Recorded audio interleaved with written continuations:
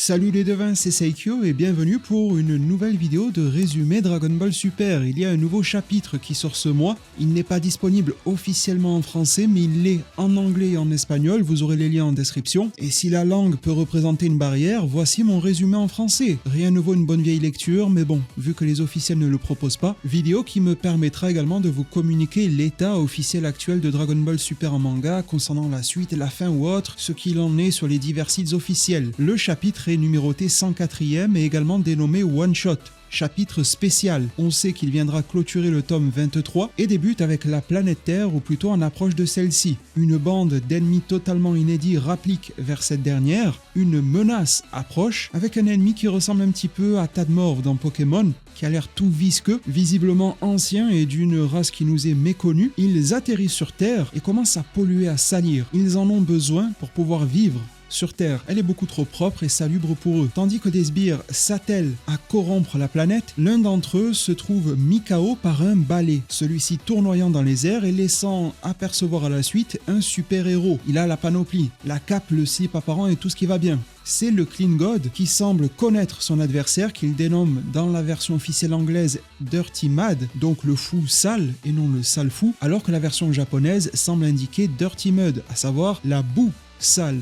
Et ce serait peut-être plus cohérent au vu du design de l'ennemi. Ce super-héros n'est autre que le Clean God qui va faire diverses danses pour s'annoncer, nous laissant avec la page de titre Dragon Ball Super, chapitre 104, la naissance des Saiyaman. Goten et Trunks sont chez ce dernier en train de regarder une sorte de film de fiction à l'intérieur de la fiction qui est DBS, relatant les dernières et nouvelles aventures du Clean God. Goten paraît passionné et Trunks trouve ça démodé, notamment son accoutrement. Cette histoire est là pour nous raconter comment Goten et Trunks sont devenus Saiyaman X. Pour cela, Toyotarou propose une préquelle, à la préquelle de l'histoire du film super-héros. De nouveau au cœur du film, le Clean God et son balai ont la capacité de rendre propres les lieux, mais surtout d'assainir les âmes, de les rendre bénéfiques et de les éloigner du mal. Les sbires se mettant à nettoyer et à frotter le sol. Ceux qui sont toujours à la solde du Big Boss vont utiliser un canon puant pour affaiblir le Clean God, un petit peu comme la kryptonite sur Superman. Et au-delà de puer littéralement, cela fait dégringoler l'esprit combatif ainsi que la puissance du Clean God,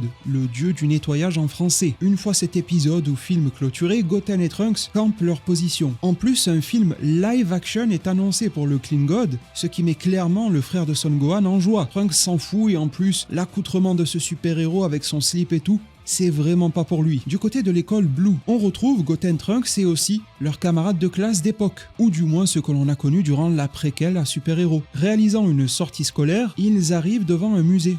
Une statue siège, trône devant, elle est à l'effigie de Olibu, écrit littéralement Oribu sur la statue. La guide le présentera comme l'un des héros de la Terre, avec une ambiance sur les lieux très à la grecque. Et n'allez pas détourner mes propos en cela. Au cœur du musée siègent diverses statues. Elles sont toutes à l'effigie des héros de la Terre, tels que Mutaito, le maître de Kame et Tsuru Senin, celui qui a vaincu Piccolo Daimao, qui a utilisé le Mafuba, et qui l'a payé au prix de sa vie. Certains héros sont connus et sont décédés, d'autres ont encore la gloire, tels que Mister Satan, et bénéficient de la fortune qui en découle. D'autres sont des guerriers masqués, tels que le Great Saiyaman, ou encore des guerriers sans visage, avec une statue de Son Goku enfant, celui-ci ne disposant d'aucun nom ni d'aucun visage défini. L'heure du déjeuner arrive, et le tournage du live-action Clean God a lieu pas très loin de là. Il est probable que le décor antique ait pu séduire les équipes de tournage. En tout cas, ça arrange bien le scénario. Évidemment, cela alerte la classe de Trunks et on se rend compte alors des artifices. Un acteur jouant Dirty Mud, etc.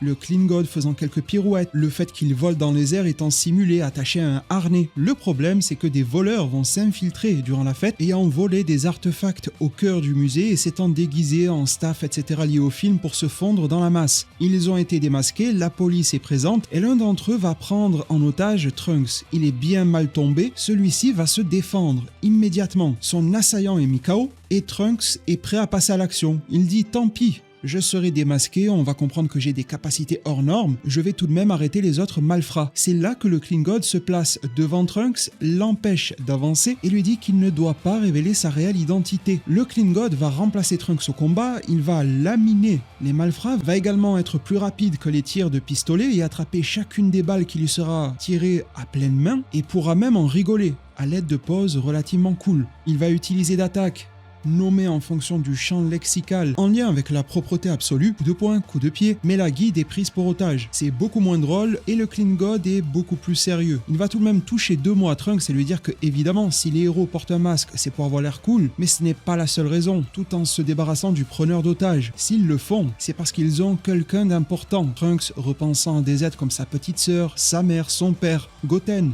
mais aussi avec une grande place, Mai, dont la relation amoureuse a plutôt été développée durant la préquelle. Vis-à-vis de ces derniers, il faut conserver son identité secrète. Cela les protège de manière viable face aux forces du mal. Le Clean God repart à la bataille, elle n'est pas bien compliquée pour lui, va laminer son adversaire tout en prenant soin de ne pas le tuer et balancera à l'aide de son balai son attaque ultime entre guillemets. Ce balai même qui lui aura été envoyé par Trunks, qui commence à avoir une certaine affection pour le Clean God, pour ce qu'il fait et l'éthique qui l'entoure. Son attaque finale pourrait plaire à Sarkozy vu qu'elle s'appelle l'Aqua Wash. Lui qui était si fan du Karcher, bon, on va pas trop se rappeler de mauvais souvenirs. En tout cas, Toyotaru tente par ici de régaler les yeux avec des illustrations de qualité qu'il l'aurait cru sur le Clean God. Trunks est ébloui et c'est un petit peu la posture dans laquelle le lecteur est supposé être. Le gredin arrêté par le Clean God se repent alors que l'on apprend que l'acteur du Clean God est inconnu au bataillon, ce qui résonne pour Trunks comme un héros. Après l'école, une fois de retour à la capsule corps, Trunks et Goten se retrouvent à nouveau dans cette chambre dans laquelle on a pu distinguer un cadre avec la machine à voyager dans le temps, faisant directement un écho à Trunks du futur, mais évidemment, le chapitre décortiqué, analysé. Sa review arrivera d'ici quelques jours sur la chaîne. Dans cette scène, Trunks joue à un jeu vidéo. Il a carrément été acheté, celui du Clean God.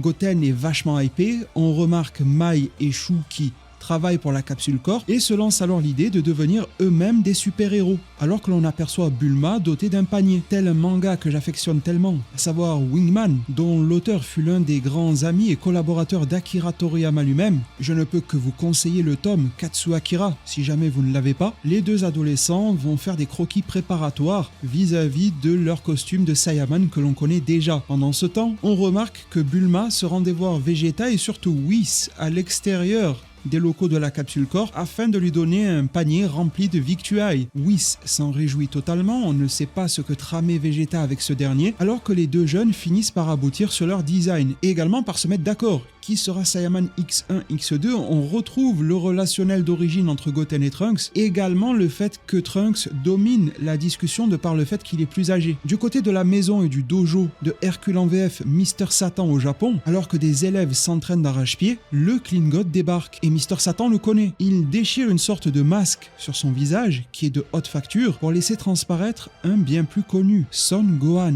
Son Gohan allié de sa mèche. Videl est dans les parages et on nous explique qu'il a remplacé l'acteur du Clean God sur le tournage. Qu'en plus c'était lui qui joue au super-héros tel qu'il le faisait plus jeune en tant que Great Saiyaman, et bien désormais c'est aussi lui le Clean God. Bien que la scène ne soit pas trop détaillée, cela a l'air présenté comme un passage, quelque chose d'éphémère pour Son Gohan. Il faut évidemment distinguer l'œuvre de fiction animée, celle que regardaient Goten et Trunks au début, avec Dirty Mud, etc. Dans ce dojo, on pourra apercevoir Ikose et Hidasa, que de souvenirs de l'arc Majin Buu. On espère pour eux qu'ils marchent vers le droit chemin et on nous explique que le costume de Clean God de Son Gohan dispose de technologies plus ou moins avancées, on ne sait pas dans quelle mesure, en quelle quantité et pour quelle fonctionnalité, permet à minima de changer sa voix. Ainsi, celle de Son Gohan ne peut pas être reconnue. Gohan reprend ses habitudes de Great Saiyaman, sauf que cette fois-ci, il s'identifie en tant que Clean God. Cela fait sourciller Videl, qui émet une requête. Garder cela secret,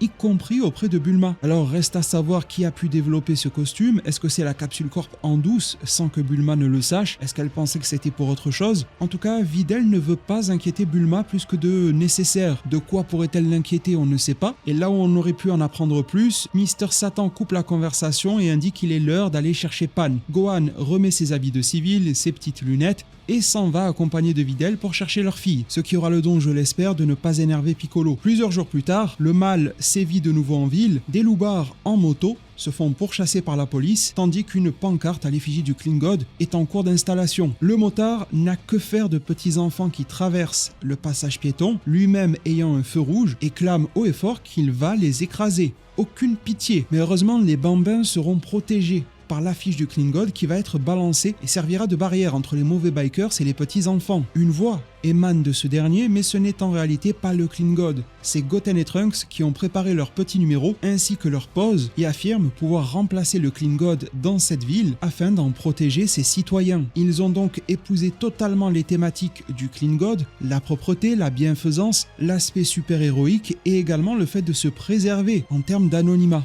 Les voici en couleur. Saiyaman X1 et X2, ils sont arrivés avec le Clean God juste derrière eux sous format d'affiche, une page colorisée de la part de Toyotaru, nous laissant sur la joie non dissimulée de Goten ainsi qu'un sourire affirmé de la part de Trunks. Fin du chapitre. Concernant un éventuel prochain, un 105e ou autre, sachez qu'il n'y a pas eu de communication de la part de Toyotaru lui-même, pas même de son éditeur, ni du site officiel de Dragon Ball. Sur le site de Manga Plus, après le chapitre, aucune date pour un prochain chapitre n'est affichée. Ce même site affiche la même mention qu'auparavant. Le manga est en pause, patientez pour sa suite. Et l'on a pu remarquer une mention particulière en fin de chapitre sur la version anglaise. À suivre. Le truc, c'est que celle-ci est utilisée par les équipes de Manga Plus et de Viz conjointement, sauf que si vous prenez la version par exemple espagnole du même site, il est indiqué fin. Si vous prenez la version originelle japonaise, il est indiqué fin. Et cela a toujours été spécifié sur l'intégralité des chapitres de Dragon Ball Super. C'est donc extrêmement ouvert à ce sujet-là. On sait pertinemment qu'il y avait un gros besoin de boucher le trou en fin de tome numéro 23, il lui manquait un chapitre. Il ne faut donc pas prendre au pied de la lettre cette mention à suivre, car elle n'est pas présente sur toutes les versions et encore moins sur la version japonaise, tandis que le compte Twitter du site officiel de Dragon Ball s'est permis une petite mention qui laisse certains perplexes, nous disant qu'il y aurait le revival, donc la relance, le réveil, voire le renouveau, selon comment on veut le traduire, de Dragon Ball Super. Et il y a controverse en matière d'interprétation sur le sujet. Certains affirment que cela peut se lire comme le retour au revival de Dragon Ball Super, tandis que d'autres nous disent non. En japonais, c'est le one-shot qui consiste en le revival, rien de plus, ce qui peut avoir une forme de cohérence. Pourquoi pas? Et si jamais il était nécessaire de tuer l'espoir, eh bien sachez que dans les pages du magazine V-Jump, qui ont toujours une preview pour le magazine suivant, il n'y a rien concernant Dragon Ball Super. Et quand je dis rien, c'est vraiment rien.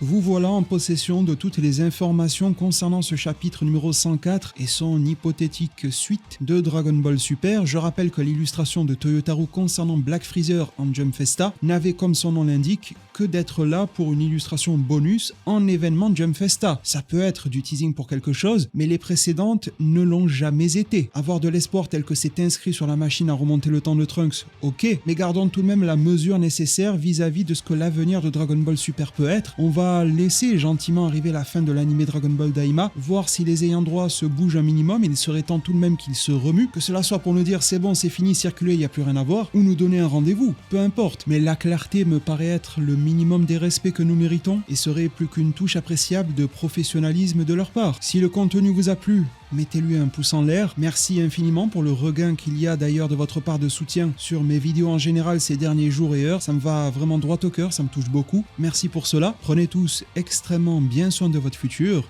Et à plus pour de prochains arts divinatoires.